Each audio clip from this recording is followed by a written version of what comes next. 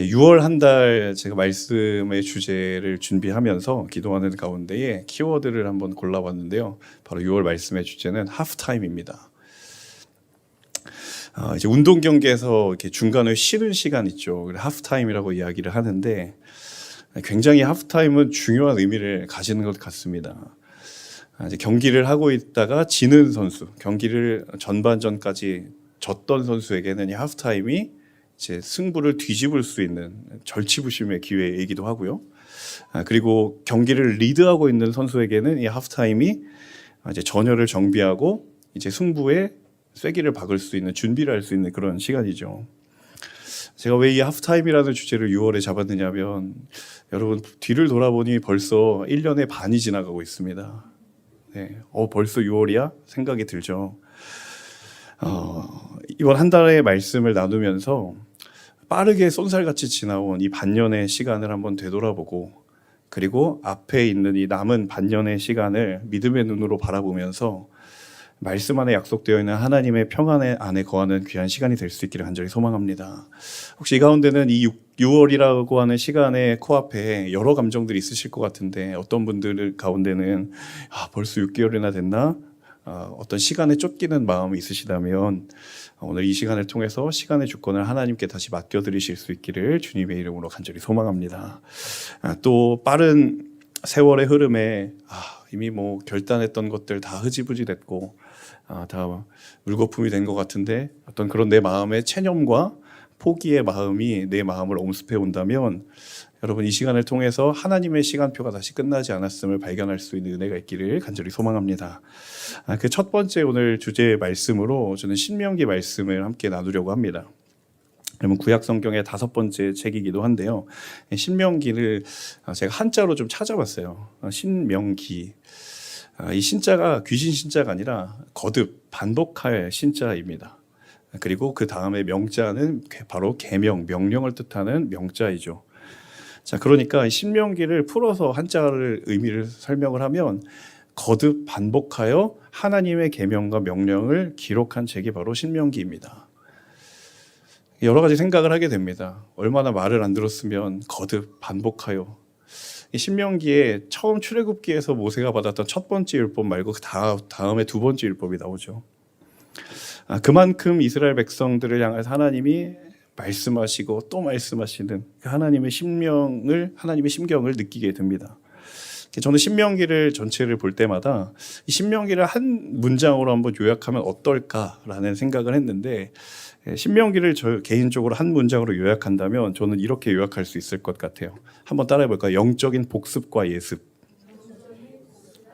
네, 리뷰 앤 프리뷰입니다. 자, 영적인 복습과 영적인 예습이 신명기 안에 다 들어가 있어요. 자, 영적인 복습은 뭘까요?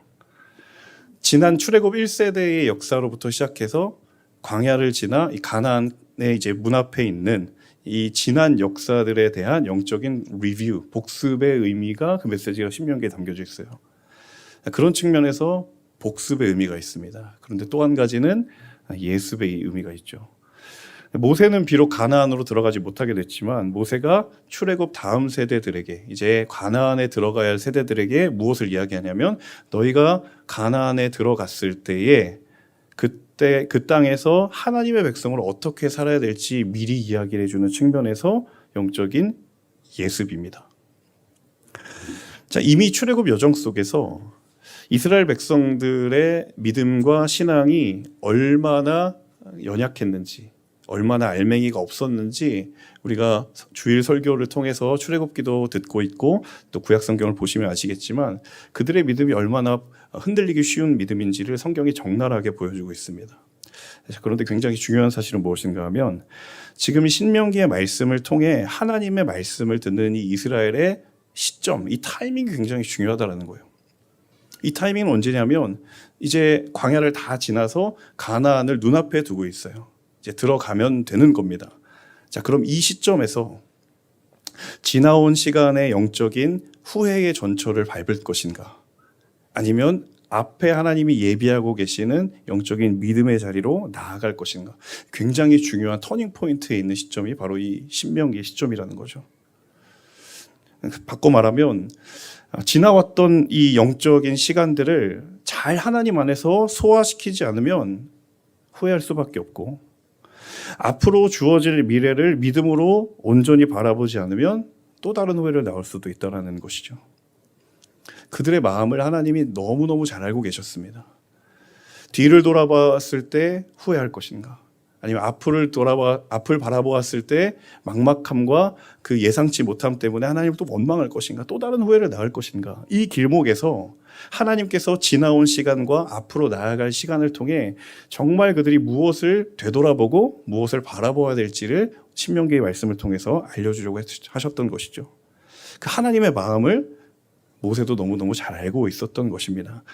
자, 오늘 2절과 3절의 말씀을 제가 다시 한번 읽어드리면, 모세가 온 이스라엘을 소집하고 그들에게 이르되 여호와께서 애굽 땅에서 너희의 목전에 바로와 그의 모든 신하와 그의 온 땅에 행하신 모든 일을 너희가 보았나니 곧 그 큰 시험과 이적과 큰 기사를 내 눈으로 보았느니라. 자, 눈썰미가 있으신 분은 아시겠지만 2절과 3절에 반복되는 한 가지 표현이 있습니다. 뭐냐면 보았다라는 거예요. 2절에서 하나님께서 너희가 애굽 땅에서 내가 바로의 목전 너희 앞에서 행한 일을 너희가 봤다. 또 3절에서 광야를 지나면서 하나님이 행하신 기적과 이사와 모든 일들을 너희가 보았다라는 거예요. 이 보았다라는 말이 굉장히 중요합니다. 보았다라는 것은 이스라엘 입장에서는 경험했다라는 의미이기도 합니다. 직접 눈으로 보았고 직접 경험했습니다. 하나님이 이스라엘 백성들을 향하여 하신 일을 그들이 직접 경험했다라는 거예요. 자, 그러면 한 가지 질문을 우리가 던져보아야 될 것은, 이 신명기 29장 첫 번째 대목에서 하나님이 왜 이렇게 말씀을 시작하셨는가 하는 하나님의 의도, 하나님의 목적을 생각해 보아야 된다는 거죠. 왜 하나님께서 모세와 온 이스라엘 백성들을 지금 한 자리에 모아두고 너희들 지난 시간 동안 내가 출애굽 그리고 바로 앞에서 행한 일 너희들 봤다. 그리고 그 광야의 여정 속에서 내가 기사를 행하고 이적을 행한 모든 것들을 너희가 보았다라는 하나님의 의도와 목적, 하나님의 마음을 우리가 생각해 볼 필요가 있어요. 왜냐하면 하나님이 지금 아무런 이유 없이 지금 이 얘기를 하고 계시는 것이 아니기 때문이죠. 특히나 지금 시점이 이제 가나안으로 향하여 발걸음을 내딛어야 되는 상황이기 때문에 하나님의 명확한 의도가 이 구절 가운데에 있다라는 것이죠. 자, 그 구절의 단서가 되는 구절이 바로 4절입니다. 4절 말씀을 한 목소리로 함께 읽어볼까요? 시작. 그러나 깨닫는 마음과 보는 눈과 듣는 귀는 오늘까지 여호와께서 너희에게 주지 아니하셨느니라. 세 가지가 나옵니다. 깨닫는 마음, 보는 눈, 듣는 귀. 자, 이 세 가지 있으면 하나님께서 출애굽의 여정부터 광야의 여정 속에서 행하신 일들을 다 그들이 은혜로 취할 수 있고 축복으로 누릴 수 있는 거예요. 쉽게 말하면 하나님이 우리에게 행하여 주신 축복을 내 것이 되고 내 고백이 되고 경험하기 위해 필요한 것들이 뭐냐면 이 4절에 나와 있는 깨닫는 마음이 필요하고 보는 눈이 필요하고 듣는 귀가 필요한 거예요. 여러분, 하나님의 역사 현장에서 보는 눈이 없으면 어떻게 합니까? 하나님 안 보입니다. 하나님의 말씀이 들려지는데 듣는 귀가 없으면 어떡합니까? 들을 수가 없어요. 은혜의 현장 안에서 있지만 깨닫는 마음이 없어요. 그럼 그 은혜는 나의 은혜가 될 수 없는 것이죠. 여러분, 그만큼 중요한 것이 아니겠습니까? 자, 그런데 충격적으로 이 4절 끝에 뭐라고 되어 있습니까? 여호와께서 그것을 너희에게 주지 않았다. 지난 출애굽의 여정에서, 광야의 여정에서 하나님이 행하신 모든 일들을 그들이 보았지만, 들었지만 깨닫는 마음과 보는 눈과 듣는 귀가 없었는데 그것을 하나님이 그들에게 주시지 않으셨다라고 이야기합니다. 저는 4절이 굉장히 이상하게 들려요. 왜냐하면 여러분이 4절만 읽으면 사실 하나님이 그들에게 깨닫는 마음과 듣는 귀와 보는 눈을 안 주셨으면 그건 누구 책임이죠? 하나님 책임이죠. 안 주셨다잖아요. 내가 받은 게 없는데 하나님께 책임 있는 게 아닌가라는 생각이 들 만한 구절이에요. 4절만 딱 묵상을 해보면요. 제가 4절을 한참 동안 설교를 준비하면서 풀리지가 않는 의문이 있는 거예요. 너무 앞뒤가 너무 안 맞는 거죠. 하나님이 이만큼의 은혜를 주셨고 기사를 행하셨고 이적을 행하셨는데 하나님이 그걸 깨닫는 마음도 안 주시고 보는 눈도 안 주시고 듣는 귀도 안 주셨다면 그게 과연 이스라엘의 책임인가? 이스라엘에게 뭐라고 할 게 아니잖아요. 하나님이 무언가 잘못하신 건가? 과연 그러할까?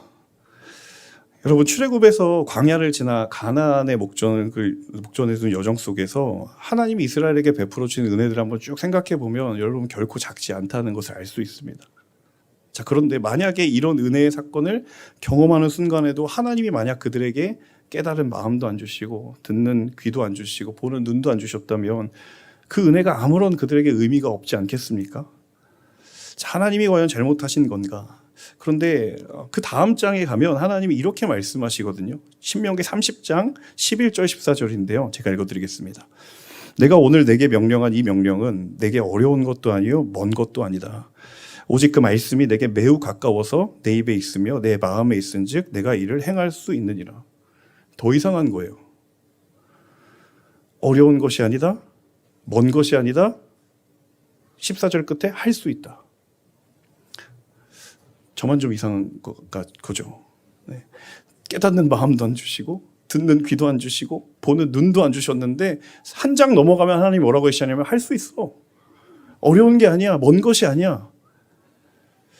여러분, 만약에 4절, 우리가 앞서 읽은 4절처럼 하나님이 우리에게 깨달을 마음과 그들에게 들을 귀와 보는 눈 안 주셨으면 적어도 이렇게는 이야기하시면 안 되잖아요. 자, 그런데 하나님이 분명히 말씀하시기를 그 말씀을 듣고 받아들이는 게 어려운 게 아니다. 먼 것도 아니다. 할 수 있다. 자, 무슨 의미일까요? 이스라엘 백성들에게 은혜의 사건을 보고 경험하고도 그들이 깨닫는 마음과 들을 귀와 보는 눈이 없는 게 사실 맞습니다. 그러나 하나님께서 은혜를 주시고 하나님의 은혜가 임하게 되면 이 30장의 고백처럼 그건 정말 먼 것도 아니고 어려운 것도 아니고 할 수 있는 것이 된다는 거예요.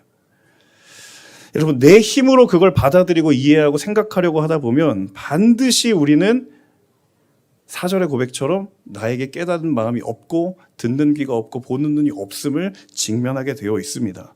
하지만 29장에서 30장으로 넘어가는 그 와중에 하나님께서 한 영혼에게 은혜 주시고 깨닫는 마음을 열어주시고 들을 귀를 주신다면 여러분, 이 고백처럼 정말 그 은혜의 고백들은 우리에게 먼 것도 아니고 어려운 것도 아니고 멀리 있는 것도 아니다라는 것이죠. 우리의 삶의 순간순간마다 내 힘으로만 하다 보면 반드시 우리가 마주하는 감정이 뭐냐면 후회라는 감정을 마주할 수밖에 없어요. 왜냐하면 그건 내 주권 안에 있기 때문이에요. 그런 연약한 존재가 인간입니다. 하지만 여러분, 그렇다고 내 노력이 쓸모없는 것입니까? 의미 없는 것입니까? 그럼 우리는 그냥 가만히 하나님의 행하실 일들만 바라보고 있으면 되는 것입니까?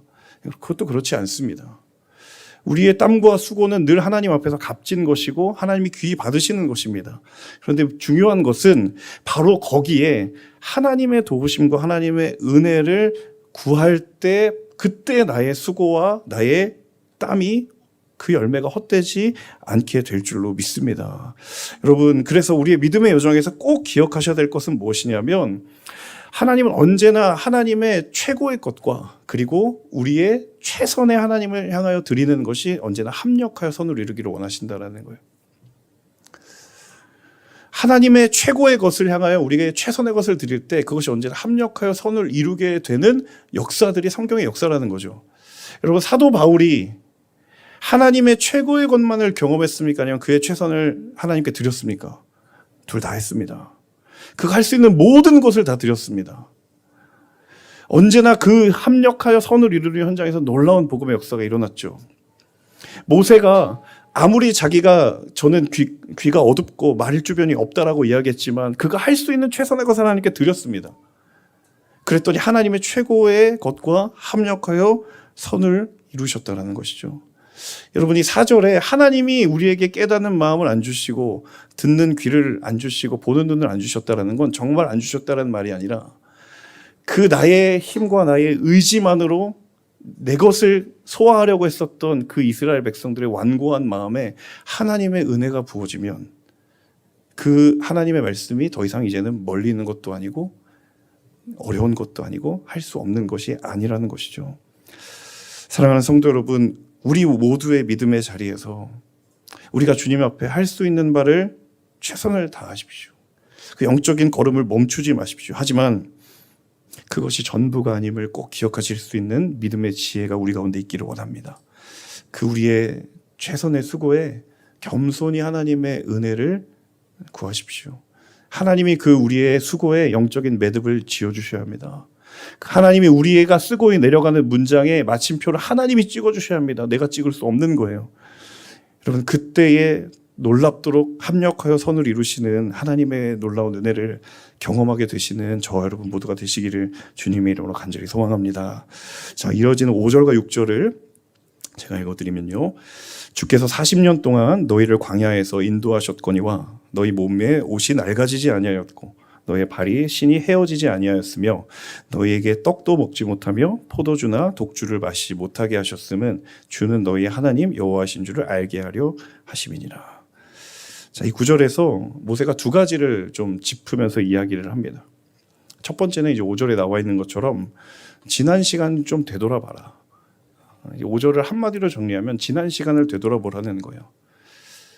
너희 조상들 광야에 있었지만 옷이 낡아지지도 않았고 신발이 헤어지지도 않았다. 돌아보면 하나님의 은혜가 아닌 것이 어디 있는가? 여러분, 이 고백이 저와 여러분 가운데도 있습니까? 돌아보니 하나님의 은혜가 아닌 것이 과연 없죠.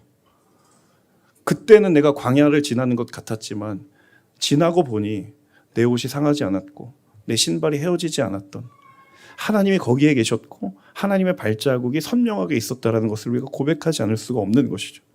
자, 또 다른 한 가지는 무엇인가 하면 하나님 오해하지 말라는 거예요. 자, 6절에 보시면 떡도 먹지 말고 포도주나 독주를 마시지 못하게 하셨다라고 되어 있어요. 여러분, 떡은 바로 예수님께서 광야에서 시험 받으셨을 때 마귀로부터 받았던 첫 번째 테스트였습니다. 돌을 떡으로 만들려고 하는 유혹이었죠. 자, 그때 예수님이 그 사단에게 뭐라고 말씀으로 대답했습니까? 사람이 떡으로만 살 것이 아니요 하나님의 입에서 나오는 모든 말씀으로 살 것이다. 자, 바로 그 예수님이 말씀하신 그 인용의 말씀이 신명기에 있습니다. 자, 포도주는 광야에서 안 먹어도 될 법한 것 아닌가요? 그냥 물 마시면 될 것 같은데 왜 포도주를 마시지 말라고 했을까? 이런 포도주를 잘 생각해 보면요, 포도주를 재배하는 과정이 있죠. 가장 먼저는 포도나무를 키워야 하고 그리고 그 나무에서 열매를 따서 포도주를 담그는 과정을 거쳐야 합니다. 이 말은 쉽게 말하면 여러분, 삶의 안정적인 터전, 다시 말하면 움직이지 않고 정착해 있을 때야 얻을 수 있는 게 포도주입니다. 그렇죠? 그러니까 광야에서 여러분 포도주를 찾는다는 말은 뭐예요? 하나님이 분명히 그 광야의 모든 로드맵을 가지고 이들을 인도해 가시는데 나는 여기서 정착해서 포도주 담그면서 잘 먹고 잘 살겠다는 거예요. 포도주 안에 그런 의미가 담겨 있는 거예요. 그러니까 하나님의 인도하심을 그냥 나의 힘대로 나의 뜻대로 살겠다라는 의미의 상징의 표현이 바로 포도주예요. 그래서 포도주를 마시지 말라고 했던 거예요. 여러분, 그러니까 떡이든 포도주든 철저하게 하나님을 의지해야 하는 이 믿음의 여정, 광야의 여정에서 걸림돌이 되는 모든 것들을 제거하라는 거예요. 왜 그렇게 해야 되는가? 바로 6절 끝에 나와 있는 것처럼 하나님이 원하시는 것은 무엇인가 하면 하나님은 우리가 하나님의 하나님 되심을 알기를 원하시는 거예요. 떡을 내려놓고 안정된 포도주를 재배할 수 있는 모든 상황과 환경을 뒤로 하고 그 모든 것들을 인도하시는 하나님의 여정 속에 정말 하나님이 하나님 되시는구나라는 것을 우리가 알기를 원하신다라는 거예요. 자, 그러면 이 하나님의 하나님 되심이 뭐냐? 하나님의 하나님 되심이 무엇일까요?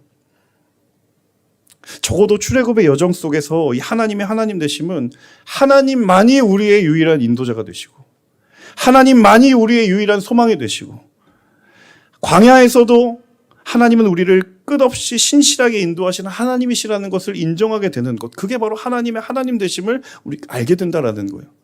그걸 철저하게 인정하고 내가 날마다 그 하나님을 따르기를 원하시는 것, 이것이 바로 하나님의 하나님 되심을 알기를 원하는 하나님의 마음이라는 거예요.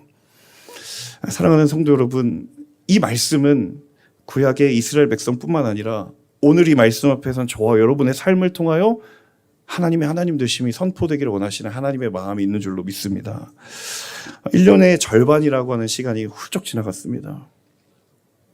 여러분, 지나온 시간 속에 혹시 무엇을 되돌아보고 계십니까? 내가 과연 하나님의 하나님 되심을 고백했나라는 질문이 우리에게 필요합니다. 그 흔적이 새겨져 있는가? 하나님 신실하게 내 삶을 인도하셨던 하나님의 선하심, 그 하나님을 향한 고백이 있는가? 그리고 남은 나아갈 시간 속에 여러분 무엇을 바라보고 계십니까? 하나님이 변치 않고 신실하게 그 걸음을 인도하실 것이라는 하나님의 하나님 되심을 향한 순종과 헌신의 결단이 우리 가운데 있기를 소망합니다. 특별히 여러분, 홍콩 중앙교회 성도님들의 1년의 일정이 6월은 굉장히 큰 터닝 포인트입니다. 6월을 기점으로 삶의 터전을 옮기시는 분들도 계시고 또 여러 일정들로 인하여 장기간 이 땅을 떠나 있는 분들도 계시고 여러 변화의 상황들이 있습니다. 여러분, 지나온 시간을 바라볼 때에 하나님의 하나님 되심을 내가 정말 삶으로 고백했는가? 그리고 앞으로 나아가야 할 정말 나에게는 너무도 막연하고 길이 보이지 않고 그 그림이 내 힘으로는 보여지지 않지만 그럼에도 불구하고 거기에 이미 하나님이 가셔서 하나님의 하나님 되심을 드러내기 위해 지금도 신실하게 일하시는 그 하나님의 은혜를 기억하고 기대하시는 저와 여러분 모두가 되실 수 있기를 간절히 소망합니다. 우리 마지막 7절에서 8절 9절 말씀을 우리 같이 한번 읽어볼까요? 시작.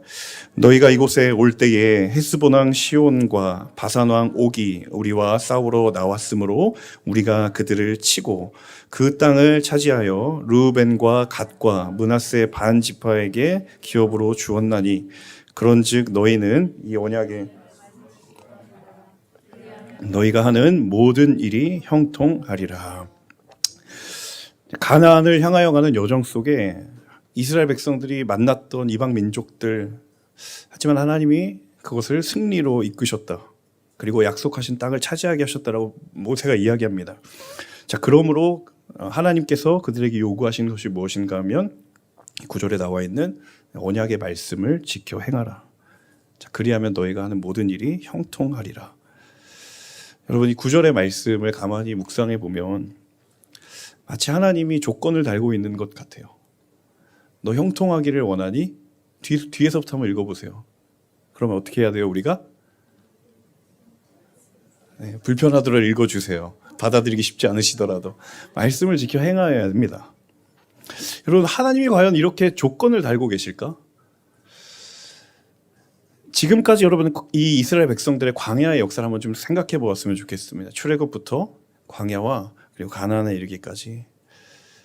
그들이 하나님의 은혜를 정말 많이 경험했고 정말 위기의 순간 속에서도 하나님의 구원을 경험했습니다.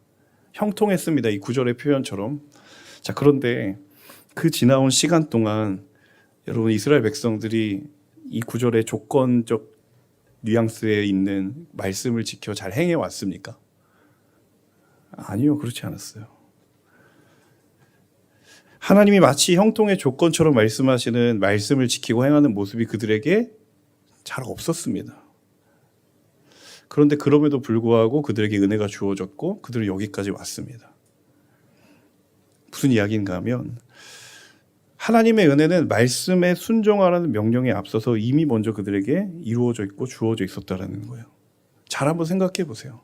9절만 생각하면 하나님이 마치 또 형통하기를 원하니 내 말 들어 라고 말씀하시는 것 같지만 지나온 이스라엘 백성들의 역사들을 쭉 살펴보면 하나님은 그렇게 조건을 거시지 않으셨다는 걸 알 수 있어요. 오히려 그 하나님이 부탁하시는, 하나님이 원하시는 말씀을 따라 행하시는 것을 단 한 번도 지키지 못했지만 그럼에도 불구하고 하나님은 형통하게 그들을 지금까지 인도해 오셨다는 거예요.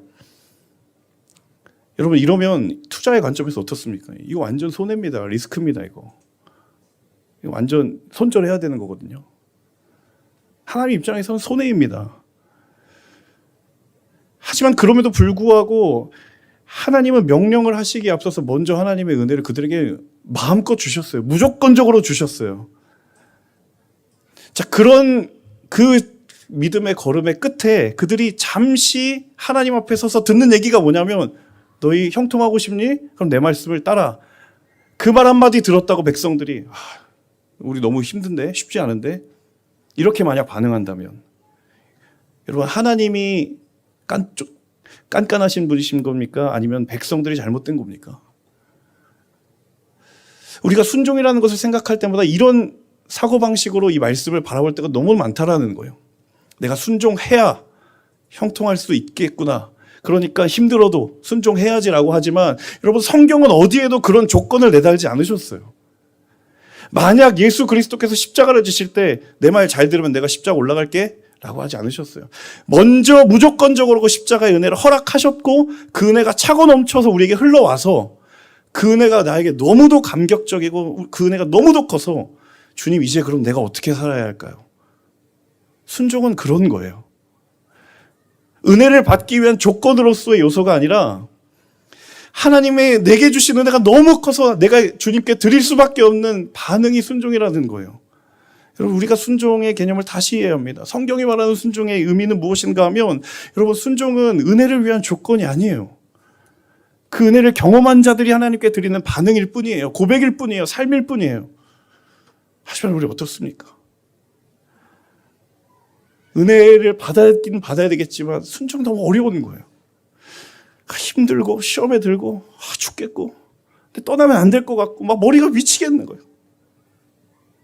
오늘 말씀이 말하는 순종은 무엇이냐면 넘치도록 은혜를 부음받은 그 경험한 존재가 하나님 그 은혜가 너무 큽니다. 내가 주님께 조금이라도 무언가를 드리고 싶어요. 주님 저의 순종의 고백을 받아주십시오. 여러분 이 믿음의 놀라운 비밀의 고백을 경험하시게 되는 우리 모두가 되실 수 있기를 간절히 소망합니다. 여러분 여러분의 자녀에게 너 일로 와봐 내 말 잘 들으면 내가 너 장난감 사줄게 라고 해서 정말 말을 잘 들으면 기뻐서 좋아서 사주지만 말 안 들으면 자 계약서 가져와봐 진짜 말 안 들었지 내 약속대로 한다 그런 부모가 어디 있겠습니까? 그럼에도 불구하고 그 자녀에게 흘려보낸 자녀로서는 감당할 수 없는 그 넘치도록 받은 은혜가 너무 커서 당장 그 앞에서는 우리 자녀들이 그게 은혜인지도 모르죠 사실 잘. 근데 뒤늦게 깨닫고 그 부모의 은혜를 알고 내가 이제 그 부모를 위하여 무엇을 드릴까 자발적으로 반응하는 그것이 여러분 부모와 자녀의 관계이듯이 하나님 우리에게 왜 은혜 주셨는가? 하나님이 왜 우리에게 순종하라고 말씀하셨는가? 여러분 순종을 너무 짐처럼 여기지 않으시기를 주님의 이름으로 축복합니다. 그래서 여러분 순종 이전에 우리가 구해야 될 것은 주님 그 순종 때문에 이렇게 힘들어하고 막막해하는 제 메마른 심령에 주의 은혜를 넘치게 부어주시옵소서. 흘러넘치게 부어주셔서 내가 주님 앞에 반응하지 않을 수 없을 만큼의 그 은혜에 더하여 주시옵소서. 여러분 믿음의 눈을 들어 정말 우리의 삶에 행한 흔적들을 살펴보십시오. 하나님의 은혜의 흔적들을 살펴보십시오. 이 5월 말 6월까지 정신없이 달려오느라고 하나님의 은혜가 은혜인지도 모르고 달려왔지만 지금에서야 돌이켜보니 지난 1월, 지난 2월, 지난 3월 그렇게 내가 힘들고 너무너무 골치 아팠던 그 자리가 사실은 은혜의 자리였구나 라고 고백될 수 있기를 원합니다. 하나님 변함없는 선하신 분이신 줄로 믿습니다. 하나님 그 선하신 하나님이 바로 우리 하나님이신 줄로 믿습니다. 오늘 이 말씀을 기억하시면서 하나님 저는 연약하기 때문에 또 후회할 수 있습니다. 하지만 하나님의 선하심 안에서 그 모든 시간들을 주께 다시 한번 맡겨드리는 믿음의 걸음을 걷게 하여 주시옵소서. 그런 여러분의 믿음의 걸음 되시기를 주님의 이름으로 간절히 소망합니다.